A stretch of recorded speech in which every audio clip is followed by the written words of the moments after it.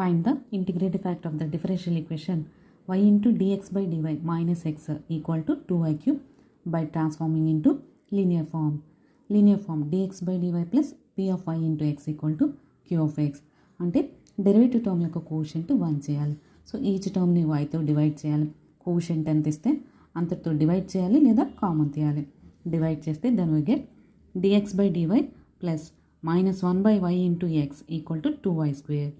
This is in the form of dx by dy plus p of y into x equal to q of y. Here p of y equal to minus 1 by y, q of y equal to 2y square. Hence, integrative factor equal to e power integral p dy.